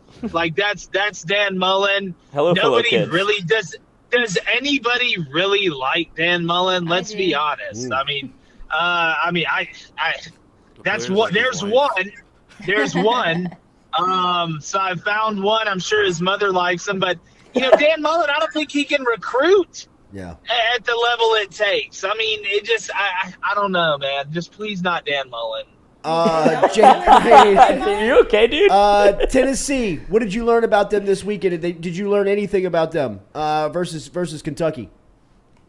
Yeah, I mean, maturity. They didn't look past Kentucky. They handled business. I think this is the biggest difference in this Tennessee team. Yeah, obviously Hendon Hooker is an absolute stud. We know getting Cedric Tillman back and Jalen Hyatt, who for some reason nobody wants to cover. I'm wondering if the guy just must really smell bad or something. Nobody's around him when the ball's in the air. But I think they showed you maturity. They didn't fall for the trap. And I think you saw that against Alabama when Alabama was able to throw that second punch. Tennessee actually had an answer instead of saying, oh, well, we played them pretty good. We're Tennessee and they're Alabama. No, they were able to win the game. I think you must see that maturity pay off against Georgia in what's going to be an absolutely raucous atmosphere. Give me a little primer on that one. 1 versus 2, Tennessee going into Athens. What's the build-up going to be like, and what do you expect from this one? Oh, I mean, I think it's going to be a good game. I think these two teams it's so interesting because you have kind of polar opposite identities going against each other, and everybody's going to talk about Tennessee's offense versus Georgia's defense. That's not what's going to decide the game. It's Tennessee's defense versus Georgia's offense. Can Tennessee get enough stops against the Brock Bowers and the Miltons and the McIntoshes and A.D. Mitchell possibly coming back and Stetson Bennett being able to extend the play? Can Tennessee get enough stops and not let Georgia sit on the ball? What do I mean by that? They can't let Georgia negate their speed and the way they play on offense by letting Georgia go on 9, 10, 11, 12 play drives that eat the clock. This game will come down to who can dictate the pace of the game. That will not be dictated by Tennessee on offense. It will be dictated by Tennessee on defense. So it's going to be a hell of a matchup. I think it's going to be high scoring. Right now, I do like Georgia, but not by the 8 points. LSU Bama on Saturday night, another huge game in the SEC as Bama comes in here with LSU, both sitting in first place in the West. What do you expect from this matchup on Saturday night? Expect everybody's going to be hammered. Yes. That's what I expect. Everybody but the players, and who knows, maybe a few of them. But wait, A&M's not playing. When I look at this game, LSU I don't think can afford to get off to a bad start like they have in most of the games they played, including wins. They got off to a bad start against Auburn. They were able to come back. They got off to a bad start against Ole Miss. They were able to come back. You get off to a bad start against a team like Alabama with Bryce Young, who I don't know how you defend that guy. I've racked my brain. I've got no idea outside of just hoping really hard. But if they get out to a bad start, this game will look more like the Tennessee game than it did the Ole Miss game. But I feel like LSU, now that Jaden Daniels, and I come on here and talk about it every week since he started doing it, ever since he started to attack down the field, this LSU offense has been transformed. I think LSU can score on Alabama. I think you're going to have to get a lot of crossers, a lot of things going on laterally, and players crossing each other to be able to beat the man that you're going to get from Alabama. But make no mistake, can LSU run the ball? And that's not just Armani Goodwin. It's not just it's not just the running back room. It's Jaden Daniels on design quarterback runs to keep LSU ahead of schedule. This game will come down to LSU being able to get in 2nd and 6 as opposed to 2nd and 9, 3rd and 3 as opposed to 3rd and 6 and 3rd and 7. That will allow them to move the ball to be able to score enough points to compete with Alabama in this game. Playing at home is worth 3 to 7 points anyway. I believe it's a 12-point spread, 13-point spread, somewhere around there. 12.5. The more I think about this game, the more I think it's going to be really tight toward the end. I agree with you, man. On the Alabama side, they talk about Tyler Harrell like he's this game changer and could come in here and change the offense for for Alabama. What do you know about him, and what do you expect his impact to be? Well, look, I mean, he's a guy that's played a lot of ball. We saw what he did at Louisville, and he's a vertical threat. Well, what does a vertical threat do? It opens up everything underneath. And when you have the wide receiver room that Alabama does, you've had some experienced guys come back. But that intermediate passing game for Bryce, that tight end passing game in the seam, that's what makes Alabama really deadly. And they haven't had that true vertical threat where you're like, oh, my God, at any point in time, this dude can run by anybody I have. That is who Tyler Harrell is. He makes just as big of an impact on the game when he is out there as a pre-snap as opposed to while the snap's going on. You have to know where he is, and it's not just on the vertical ball. It's on the post. It's running a wheel off the post when he's playing inside. It's the jet sweep that can extend you out. He is their burner that opens up everything underneath and in between. It just adds another element and another guy that Bryce Young can look at and say, all right, I've got a Ferrari out there. From a coaching matchup, this feels like the first time LSU is on an even playing field with Alabama really since Saban has been there. When you view this game from a coaching aspect, sideline to sideline, how do you see it? I mean, I think it's about as even as you're going to get when you're going up against a Nick Saban coach team and a Nick Saban staff that he put together. I mean, he's the greatest of all time. But Brian Kelly, look, I mean, this staff is not going to be overwhelmed by the moment. I think the best thing you're going to get for Brian Kelly is keeping the players and the younger coaches from getting too excited. Just like you can be too low for a game, you can be too high for a game. I think they were too high playing Tennessee at home. Yeah. I think they came out and they're so juiced up. Hell, Jack Best couldn't even catch the opening kickoff. Right. They're so juiced up. A guy that you trust when it comes to ball handling. So I think Brian Kelly keeping that team even keel and making them understand this game has nothing to do with Alabama. it has everything to do with us, because best believe that's the message getting sent to Alabama right now. So if LSU can keep it about them, they can work on the fundamentals of what they do, and Jaden Daniels can understand, hey, just because it's Alabama doesn't mean I can't attack down the field. Hell, because it's Alabama, I may attack down the field a little bit more. But being even keel and playing within yourself and within what your offense and identity is, that is where I think Brian Kelly's experience is going to bleed through to this team. And that's where having an older quarterback and some older guys in the wide receiver room and some of the older guys on defense saying, listen, we've got to just go play football. Nothing changes because it's Alabama. The field doesn't get longer or wider. The clock doesn't go slower or faster. It's about us this weekend. Let's make it about us regardless of how the game goes early. Lane Kiffin and Ole Miss go into College Station and get a win versus Jimbo and the Aggies. A couple of digs on the way out from Kiffin to Jimbo in the sideline over there. What did you make of that matchup, and what would you make of Ole Miss's win? Well, I didn't think the biggest surprise of the game was Connor Wegman. I thought the biggest surprise of the game was A&M's offensive line being able to hold up with 3 starters out, and including the center.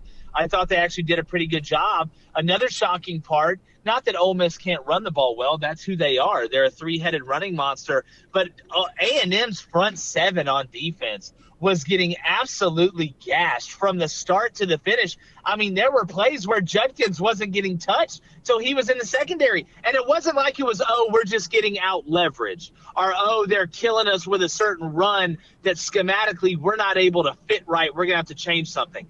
They were just getting their ass kicked, whether it was inside zone, whether it was gap scheme with counter with the 2 pullers, the power with the 1 puller, insert, all that. Ole Miss was doing whatever they wanted, and that gave that play action game ability to Jackson Dart down the stretch. So A&M, again, good teams find a way to win, bad teams find a way to lose. And it seems like A&M is finding a way to lose. When A&M plays Auburn in 2 weeks, I don't know if anybody's going to win that game, because these 2 teams are so good at finding ways to lose them. I don't know who the hell is going to step up and make a play to win the game. So for A&M, you're 3-5. I mean, I had them starting out 1-3 in the SEC season, so I'm not shocked. But I mean, good Lord, guys. And Connor Wegman, I mean, how is Haynes King playing? Seriously. How's Haynes King playing? Seriously. Like Max Johnson, I can understand. They were operating, in my opinion,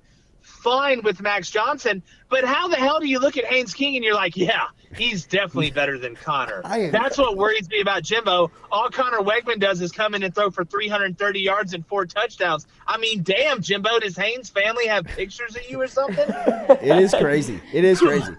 Hugh Freeze and Liberty are coming into the SEC this weekend. They're going to Razorback Stadium in Fayetteville. What did you make of Hugh Freeze's new contract, where they had seemingly locked him down through the next 100 years, and Liberty coming in? What shot do you give them? You look, I mean, this Liberty team is physical. I mean, Hugh Freeze just continues to win. I mean, you lose Malik Willis, but you're able to turn around. They just beat the hell out of BYU. Now, with the Hugh Freeze's contract, the buyout didn't change. Yeah. That's something everybody needs to know. Yeah, they can sign you for 300 years, but the buyout didn't change. That's what matters, because if you're going to leave, that's what it's going to come down to. But now with Auburn hiring John Cohen, most likely as athletic director, it really doesn't matter. But no, guys, I mean, Liberty has a good chance to come in there and make it an interesting game. I just think Arkansas finds a way at home. Yeah. Last one, that scene in East Lansing with Michigan State and Michigan. What effect do you think this has on the game, the Big Ten? What's going to happen on the fallout here? Well, look, if you watch the video, and I think we should be mature enough to be able to have one team go in a tunnel and wait for the other team. The Michigan player snuck up in the Michigan State, into the players when they were going in the tunnel. I don't have video of what was said or how it went down. But you should never jump somebody. That's what happened.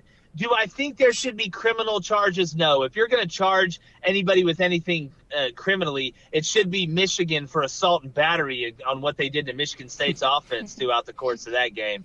I don't think there should be criminal files charged. They should suspend those players. It's a bad look. But if you've ever been in that scenario or that situation, emotions are riding really high after games either way, especially in a rival game. And if you go up in there and you're running your mouth and doing something like that, and the team kind of combats against you, it's a bad look. But I don't think anybody should go to jail. But look, I mean, it's a bad look. Let's be honest. It really is. All right, that was, I believe I said East Lansing. That was in Ann Arbor over the weekend. Jake, have a great week, man. We will talk again soon. Hey, you too as well, man. We're going to get you on this week for a little LSU Bama. Beautiful. Beautiful. Talk soon, buddy. Thank you. All right, buddy. Appreciate it. There's Jake Crain checking in this morning. Remember, all of our shows brought to you by Barker Brothers Plumbing and Works. Jude Barker and his crew over at Barker Brothers Plumbing and Works, number one and the number two business, as they can get you right today. Call them 776-2431, 225-776-2431. Mention the show. Save 15% over there at Barker Brothers Plumbing and Works. They are also commercially licensed, so whatever you have going on around the office. In fact, if you need a little remodel in the bathroom, they can help you out with all of the plumbing and can help you out with that construction as well. 225-776-2431. Barker Brothers Plumbing and Works. Mention the Culotta Show. Save 15% here. Hey, why the Dan Mullen talk with John Cohen? What does that have to do with each other? What do they have to do with each other? He didn't hire Dan Mullen. Yeah, but I mean, they work together at Mississippi State. I mean, that would be the tie. That was 2 athletic directors ago. Oh, God. Like, Greg Byrne hired Dan Mullen. They have nothing to do with Whoa, each other. Katie, so. Jesus, you guys been stewing on this for a long time. I don't understand. I have, because I don't get it. I don't get why everybody's like, oh, he's going to hire Dan Mullen. He didn't hire Dan Mullen. You're like, what's the deal? You're like Will Ferrell in Old School. Like, what happened? I blacked out. No, I just, like, I don't get it. I don't understand why everybody's like. You really don't understand why people would put John Cohen and Dan Mullen together? Because they're both related to Mississippi State at one point? Yeah, no, I don't. At the same time. He didn't hire him, though. Yeah, but that doesn't mean anything. He would have fired him if he wanted to get rid of him. He obviously liked him. John Cohen would have fired Dan Mullen. Dan Mullen wasn't there when John Cohen was athletic director. I can't even fact check her because she is like in a depth of. It was Greg Byrne, and then Scott Strickland was through Dan Mullen's tenure. And Scott Strickland's the AD at Florida when Dan went. And then John Cohen started in what? Oh, I don't remember what year he started. Anyway, he didn't hire him. That would be the only reason why their names come up. I'm not saying that he's hiring him. Well, everybody was like, Dan Mullen, don't bring Dan Mullen. I'm not saying he's hiring. And I mean, if you're Auburn, or if you're an LSU fan, you would hope he would hire Dan Mullen. Go get him. Because he's right. Dan Mullen doesn't recruit. That's why. Also, in Wikipedia, it shows John Cohen as the athletic director at Auburn. I don't know who does that, or like who updates that, or like how, but like. I mean, I think it's gonna happen today, though. I feel like James Garville in Old School, where I'm just like, everything she said is right. I have no rebuttal. I don't know even where we are right now. I'm just curious on why that's. We're in Mississippi. You just had all of those. I don't think you're curious. Sounds more than curiosity. Sounds like you want Dan Mullen back. I love Dan Mullen, and I loved Scott Strickland, too. I take both back. Sounds like a weird love that you have for these people. Aww. All right, we'll be back. Close it out here on the Jordy Culotta Show, driven and powered by Go Chevrolet.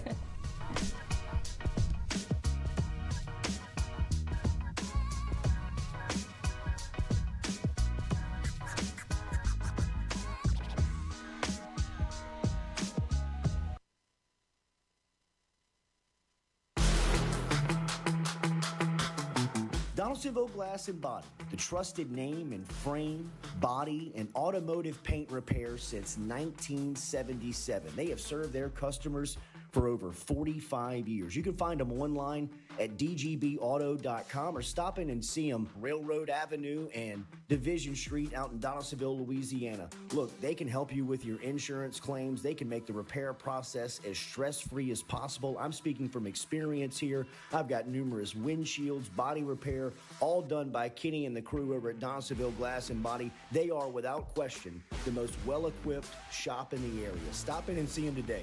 Shop them online, dgbauto.com, or stop in and see the crew over in Division Street in Donaldsonville, Louisiana.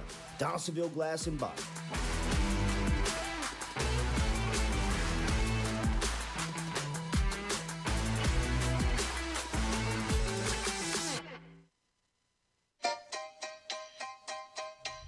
Hey fellas, it's Jordy Culotta for my friends over at Men's Total Health. Guys, do you suffer from fatigue, decreased libido, erectile dysfunction, weight gain or loss of muscle mass, signs of depression, anxiety, hair loss, mental fog, general loss of interest?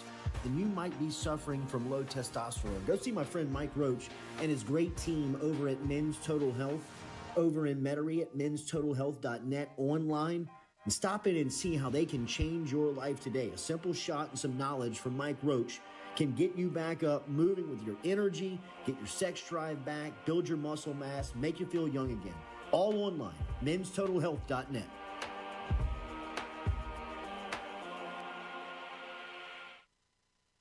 Red Stick Sports, a local staple in Baton Rouge to all sports fans, was founded back in 1981 and has remained a family business for over 40 years. Today, they still have the great selection on the floor, but they're also a leader in custom apparel for businesses, sports teams, and other groups. Take it from us, everybody over here at FM Digital Media. They help us out with all of our apparel. Let them help you out today. Go ask for Cody over at Red Stick Sports. Check him out online at redsticksports.biz. I was embarrassed about my smile. Are you unhappy at yours? Do you not smile back at yourself? I called my friend, Dr. Spillers, over at Johnson Spillers. He fixed my smile, and now everywhere I go, people are complimenting it after the work that Dr. Spillers and the staff did to my mouth. They can do it to yours. Get in touch with them. JohnsonSpillers.com. 2 locations, one in Gonzales, one in Baton Rouge. Easy to find them, JohnsonSpillers.com.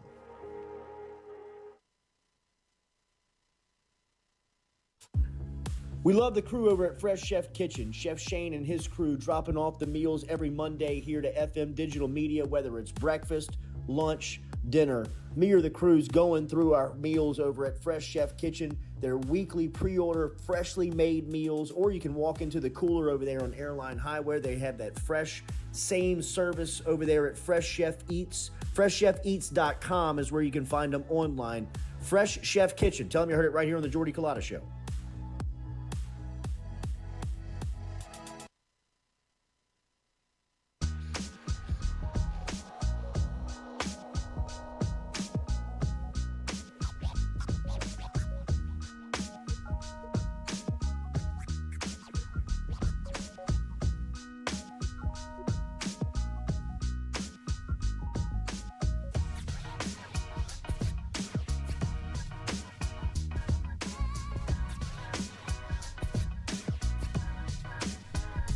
Pop it.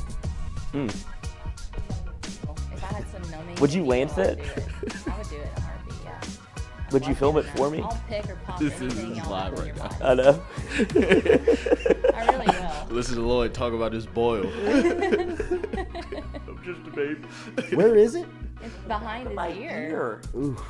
And it's so Like it feel, behind like it, I like can the feel tender it, skin but the behind fact it. that I can't pop it makes me upset. And it's all very red. I can't come. Do it. Squeeze it harder. Can't get Too many directions. drugs. Just give me a second. Too many drugs. Come on, hold on. I mean, it's Halloween. Clorox back there. I didn't get to see the Saints game. Just give me a minute. Just give me. It's usually not like this, I swear. It's the first time this has happened. Wait, are we on? Yes. We are live. People are cracking on you about Dan Mullen. How long have we been live? I mean, I don't care if people say No, I I was Dan just Mullen, I just do. let everybody hear you and Lloyd's conversation Yeah. about his Oh boil. man, about popping things? Yeah. I will pop anything. Oh, I'm God. underage. Y'all I love don't like that, that math. What? Y'all love that. Girls love it. Yeah, I love women the do pop love stuff. They popping love that. pimples Love and it. I stuff. feel like I that. missed Why? my calling as a dermatologist. I don't know. Oh, dude, Yeah, I'll- y'all all say Or that. like an ingrown hair, squeeze that thing out, pull it out slow. Say it again. Don't do it. Don't do it. Might come. Where? I just popped. I just popped. It's gonna bust. Never mind, it popped. I feel great. Any freaky Halloween stories? Thanks, Mom. Well, today's Halloween, so I don't know. I don't know. Anything like you got one? You got any freaky Halloween stories? I mean, Of things that have ever happened on Halloween? Yeah. No, I really don't. Never had weird anything stuff weird on happen. Halloween. Are y'all giving up candy this year? no. I don't know who you're looking at. You, Mom. Yes, I always give out candy. Well, I mean, they're just everybody's worried about all the drugs in the candy now, I know, Yeah, razor blades and stuff like and that. fentanyl. God. Like, where do we Test get your, off? hey, test your, just test your candy. Who has the time to be that type of criminal, man? Like, we're going from buying the candy at Walmart to And, put like, in the or wherever you buy My your drug candy. dealers don't even do this much work to give me I would love for you to put my drugs in candy. Unpackage and repackage the What's candy. the satisfaction I don't there? know. Killing Like, a kid? I mean, come on. some random kid's gonna scoop up some poison piece of candy, take it home, and die. I mean, like, bro, Got him. We got him. Yeah. drive downtown Baton Rouge. They got a lot more harder shit happening, man. I just fucking hate Mrs. Parker's kids. Leave the kids alone. Like, I'm Little gonna one, it was razor I'm gonna kill blades. Kyle. Razor blades? Yeah, like little sharp things. That was the scare. What would your you put a parents. razor blade in? I Like, guess, what would you like hide a Okay. razor like blade in fun that you size wouldn't be candy like? bar. You could slip it in like a Milky Way or like a. Yeah, Snickers but I mean, or I'm something. only going bite size Yeah. or Right. just. But then when we were little, they didn't have the bite size. It was more fun size. Favorite Halloween So candy. you can could hide slide it, you things think? in there. Yeah, little blades. I mean, I guess. I act like I'm an expert at Wear it. this. Yeah, I did it. Well, I did it. FBI Yeah, Right in. you're outing yourself. Everybody I was stop trying to cut by. kids' mouths open. Yeah. It's super easy. And needles even easier. I did see that was the Halloween scene. Whenever the needle in the sewing Yeah, kit. I know. Ugh. I didn't expect that. Okay, what Halloween are you talking about? The first one. Like the Halloween, first one 1978. ever. Yes. First one. It's ever. good. That's where you have to start. All right. Why is he so strong? I don't I know. don't know, but he just gets stronger. as the I think years he go might by. be the. Well, he's got some evil in him. It's not just that he's like a mentally ill person. Like Dahmer, bro. Yeah. Yeah, He's yeah, Dahmer yeah. times 10. Dahmer freakishly strong. He is, but at least you saw the effort he put in. Yeah. This guy, I don't know. I just didn't get it. He's And he like just- super fast too. Yeah. But Dahmer kills. always man, gets he just knocked kills down. Anybody. Yeah. Like, he's just like. He You, killed- you could die today if you want to. You Make can eye take it. contact. Yeah, look at me. Well, that's what he definitely wants. Dude, that scene in Dahmer, you haven't gotten there because you checked out of it. But whenever he drugs himself and he's like trying to, it's like, I've got it. I was like, this reminds me of freshman year. I was like, I have to stay. I've done all the hard work. I have to get it together, dude. We're here. We're home. Like he keeps it together. Yeah, that's impressive. The scariest part. I That's got to some dig. strength. Fourth quarter, got to dig deep. That's some strength. Come on, Colin baby. Baton Come on, baby. Rouge. Come on, baby. Come on. Come One time, Work. baby. One Work. time, one You're, time. you're in it. You're in the Big game. time players make big time plays. Come on, baby. Come on, let's go. I'm gonna get him. Do I'm you in, have coach. any Put me freaky in. Halloween stories? Freaky Anything Halloween happen? stories? I don't really wish I have. did. I mean, Same. I've always thought that Halloween was such a great holiday. Me too. It's my Yeah, favorite. Well, Such until a they killed the party holiday. kids. Yeah. Till they put I mean, drugs but in like candy. your peak party years, this is usually just an epic celebration. Oh, we had at the fraternity house. Like this is the Captain Sig holiday. Like we pull out all the stops. There's 2 parties a year, pretty much. Bahama Mama in the spring and Halloween in the fall. We had Gorilla Zoe. Who's my white rapper that had the cornrows? Vanilla Ice. No. But he's like he's With kind the of teeth. yeah. He's I kind of forget his name. interesting. He's sober now. When? God, I know I should have brought it up, but he was on his name. I'm blanking on the name, but I know. the Codeine Cowboy. I know you're talking about. Yeah, that's our guy. But he Riff Raff. Riff Raff. Yeah. Riff Raff came in, and we were all freestyling in the Captain Sig What kitchen. do you mean Riff Raff came in? Like we put up a fee, and he performed oh, at he the literally show. came there? Yeah, Oh, yeah, wow. it was awesome. I'm sure he came a lot. But we were freestyling in the garage. I mean, not the garage, in the kitchen. And one of my buddies is from Pineville, and he was like, "Oh, you from Pineville? You a river rat?" And he started freestyling off a river rat. I was like, "Where am I right now? I got to go home, I think." Wait, is Alexandria River Rats? No, that's what we call him in Pineville. But the fact that Riff Raff knew that, I was like, "This man is you're might locked be in, bro. smarter than You're you locked seem." in. Yeah. Yeah. Y'all got any codeine? Like, no, you didn't put that on the list. I got a couple things though. I can help. There's drugs in the candy. Don't have codeine. Cocaine. But I mean, just come here. We're ad-libbing. We're gonna get there. It's like Jeopardy or Wheel of Fortune. Guess again. Step in this room. I did almost have like a bad accident, I guess, on one Halloween night coming back from a haunted house. You in shouldn't high talk about school. Sophie like that. And I was driving people, and it rained, and people were in the back of my car yelling like, "There's the exit!" Oof. And like, so I'd like, and then but I went down the like the grass part of it, all the way down, and like high speed, like it was muddy all the way down, and there was a sign, like a highway sign, that was in front, like on the ground in front of a tree, that like we were almost hitting that. I saw the tree coming. I was like, this is about to crash my car. And my tires like got caught on the sign and like skidded to a stop. Like an 18-wheeler, they pulled over. Like bunches of people pulled over and had to pull me out. Everyone got out of my car and ran up the hill immediately, and I was in the car. They left you? Oh, they ran up the hill screaming. The rest of our people that were behind me pulled over, and I was just in there like gripping the steering wheel. No, this was in Hattiesburg. I was in high school. Oof. So that was scary. I never Little told my parents. shitheads, man. Yep. I think they found out later, but never told them. Oh, dude, we did something. Well, it's not the same story, but on Halloween we did like a scavenger hunt in high school, and we had to steal like a sexual sign. So we saw one that was speed hump, and we're like, oh, this is easy. So we're in a neighborhood, and we're obviously jostling this thing. It's like 10:30 at night. Like they're asleep.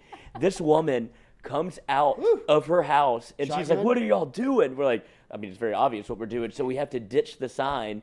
And she gets in her car. My buddy that was stealing the sign hops on top of the hood of the truck, and we have to drive through the neighborhood. We're going at least 25 miles an hour, and he's holding on to the hood while we're driving. I was like, this is not good. This is like, lady, you're causing way more of a problem like than the sign was worth. But so we flip it around the cul-de-sac. He gets in the car. She follows us. Her husband also pulls out. We're driving through Charles Park, if you're from Alexandria, and like I'm not driving, but I'm captain, like like sitting shotgun, and I'm like right, left, and dude, we think we get away. We turn the music all the way up, like oh yeah, dude, we're at a 4-way stop. The dad pulls up, and the other and the mom that was following. Both cars were all at a 4-way stop, and we're just looking at each other like it's on. Go again. And we're just like, oh my God, this is unbelievable. We have to hop off of. You have to get out of Charles Park, get on Jackson Street, go to my house. We park behind my house. Oh, my God. And we watch these two cars drive by so slowly. But they never, and my mom was like, what's going on? I was like, oh, we're doing a scavenger hunt. We're like, please don't turn down this driveway. And it was unbelievable. It was terrifying.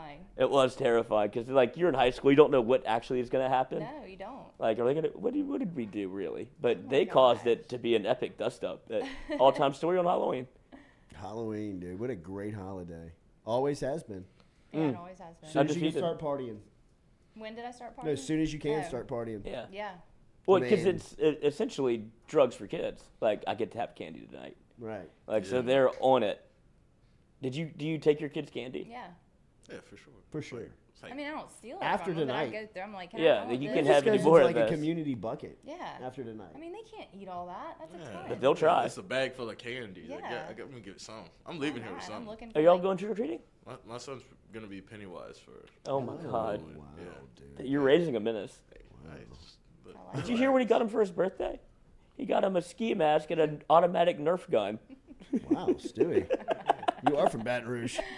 Oh my God. Franklin, that baby. seems suspicious to me. I've got my eye on you. Look, he has enough balls. Something to escalate.